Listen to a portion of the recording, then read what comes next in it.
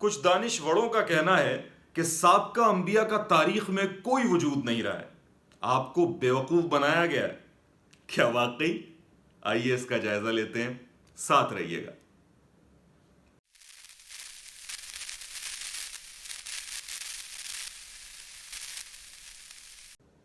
کہتا ہوں سچ کہ جھوٹ کی عادت نہیں مجھے۔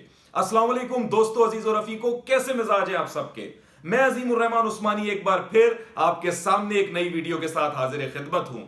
اگر کہ آپ اس چینل پر نئے ہیں تو جان لیجئے کہ یہاں الہاد سے لے کر ہر مشکل موضوع کے اوپر گفتگو کی جاتی ہے، لہٰذا چینل سبسکرائب ہو جائیے، بیل آئیکن دبا دیجئے تاکہ ہر ہفتے میری ویڈیوز آپ تک پہنچتی رہیں۔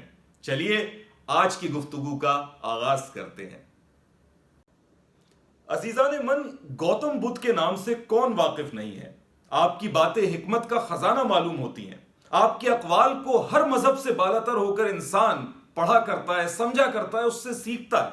لیکن کیا آپ جانتے ہیں کہ بعض تاریخ دانوں کے نزدیک گوتم بدھ نام کی کوئی شخصیت گزری ہی نہیں، اور یہ جو اقوال اور یہ کتابیں گوتم بدھ سے منسوب کی جاتی ہیں وہ دراصل انہوں نے کبھی لکھی ہی نہیں۔ یا تو ایسا کوئی کردار تاریخ میں موجود نہیں تھا، یا اگر موجود تھا بھی تو دراصل وہ کوئی بڑی بااثر شخصیت تھی جس کی وفات کے بعد ایک پینل نے بیٹھ کر سازش کے طور پر ان کتابوں کو، ان اقوال کو ان سے منسوب کر کے لکھا تاکہ لوگوں کو کنٹرول کیا جا سکے۔ کیا آپ اس بات پر یقین کر سکتے ہیں؟ سقراط، جسے انگریزی زبان میں سوکریٹیز بھی کہا جاتا ہے، فلسفے کی دنیا میں غالباً سب سے معتبر نام ہے، مگر کیا آپ جانتے ہیں کہ کچھ تاریخ دانوں اور فلسفیوں کے نزدیک سقراط نام کی کوئی شخصیت تاریخ انسانی میں گزری ہی نہیں؟ یہ تو در حقیقت ایک اور چالاک فلسفی افلاطون تھا جس نے ایک فرضی کردار گھڑا، اس کا نام سقراط رکھا اور پھر اس سے منسوب بہت سارے اقوال کر دیے، بہت سی تعلیمات کر دیں۔ حقیقت میں وہ بیانات افلاطون کے تھے، لیکن اس نے سقراط سے منسوب کر کے اس لیے بیان کیے تاکہ وہ ان باتوں کو بیان کر سکے جو وہ خود اپنے نام سے اپنے زمانے میں نہیں کہہ سکتا تھا۔ آپ جانتے ہیں کہ سقراط کی زیادہ تر تعلیمات ہمیں افلاطون ہی کے ذریعے منتقل ہوئی ہیں۔ لیجئے گئی بھینس پانی میں۔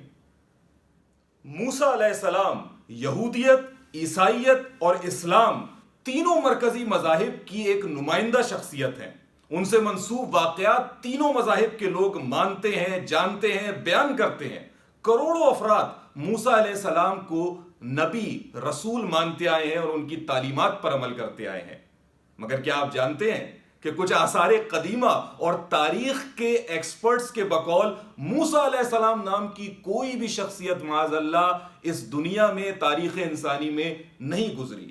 یہ تو سب فریب ہے، دھوکہ ہے جو یہودیت کے مشائخ نے اپنے مخاطبین کو دیا اور انہیں ایک فرضی کردار گھڑ کر سنا دیا، اور ان سے پھر کاپی کر کر یہ سارے کروڑوں لوگ عیسائیت اور اسلام میں اسے قبول کرتے رہے۔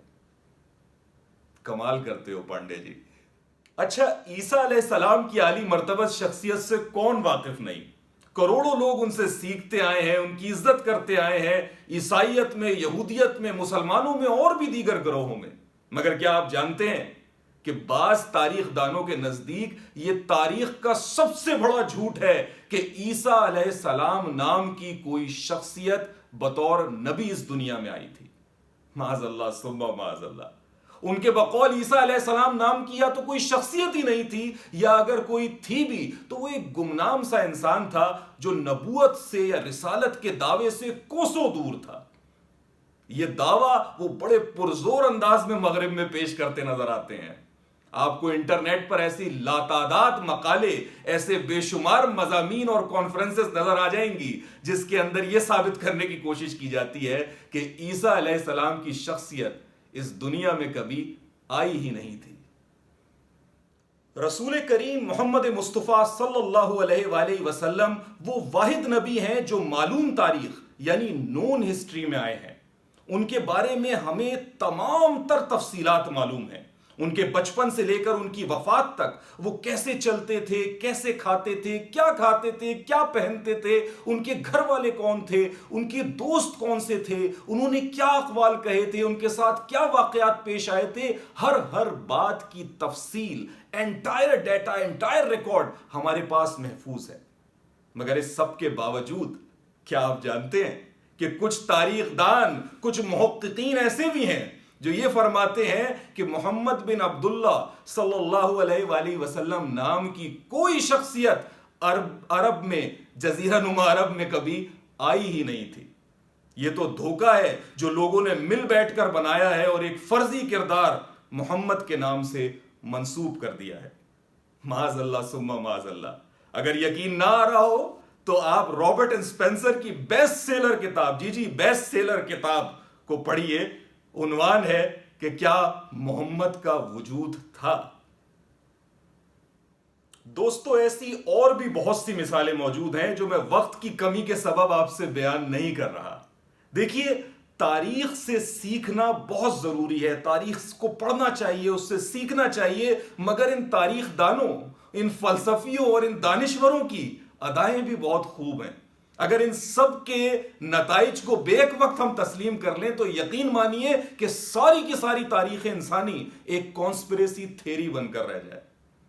جان لیجئے کہ لوگوں کے نزدیک پاپولر یعنی مشہور ہونے کا ایک بڑا آزمودہ نسخہ یہ ہے کہ وہ کسی معروف مقبول تاریخی شخصیت کا انکار کر دیں، کبھی تاریخ دان بن کر اور کبھی فلسفی اور محقق بن کر۔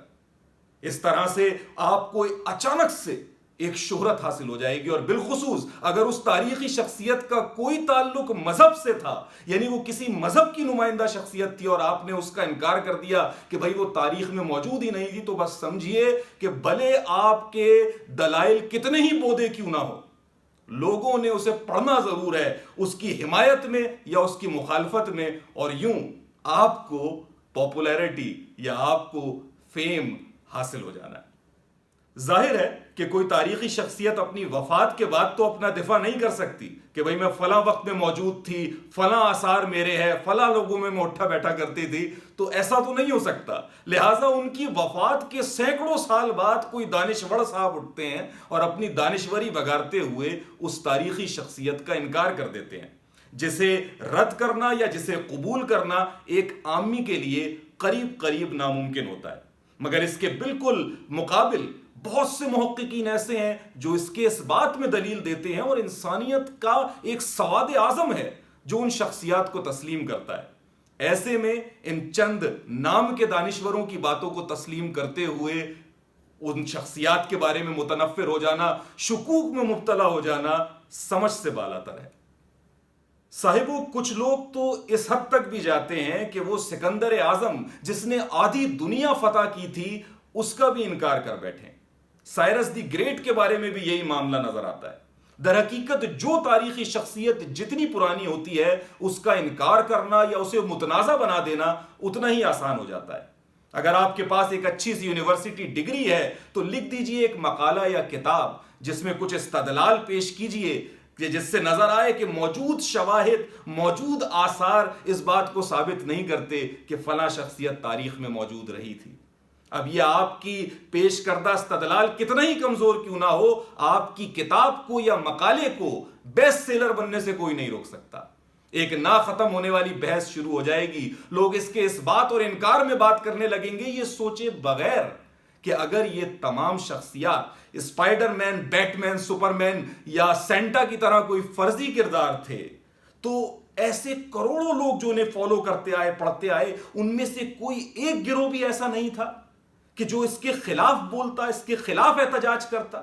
کیا وہ اتنے لاچار، اتنے مجبور، اتنے ناہنجار تھے کہ انہوں نے کوئی بات نہیں بیان کی، کچھ نہ لکھا، ہم تک کچھ نہ پہنچا؟ حقیقت تو یہ ہے کہ سقراط سے لے کر رسول عربی صلی اللہ علیہ وآلہ وسلم تک کوئی ایک گروہ یا ایک شخصیت بھی ایسی موجود نہیں ہے جس نے ہمیں یہ بتایا ہو کہ یہ کوئی دھوکہ دیا جا رہا ہے، فریب دیا جا رہا ہے، فلاں شخصیت عیسیٰ علیہ السلام، موسیٰ علیہ السلام، محمد مصطفیٰ صلی اللہ علیہ وآلہ وسلم، گوتم بدھ، سقراط، یہ شخصیات موجود نہیں تھیں یا ان سے منسوب تعلیمات موجود نہیں تھیں۔ اس کے برعکس ہمارے پاس ایسی کروڑوں دلیلیں موجود ہیں جو نسل در نسل ہم تک منتقل ہوئی ہیں کہ ان شخصیات کا وجود تھا، ان کی تعلیمات کا وجود تھا۔ خیر، ہم آج کی ویڈیو کا اختتام اسی مقام پر کرتے ہیں، اس دعا کے ساتھ کہ اللہ تعالیٰ مجھے بھی خیر عطا فرمائے، آپ کو بھی خیر عطا فرمائے، ہمیں خیر تقسیم کرنے والا بنائے۔ چینل ضرور سبسکرائب کیجئے گا، بیل آئیکن دبا دیجئے گا۔ اگلی ویڈیو تک کے لیے مجھے اجازت دیجئے۔ السلام علیکم۔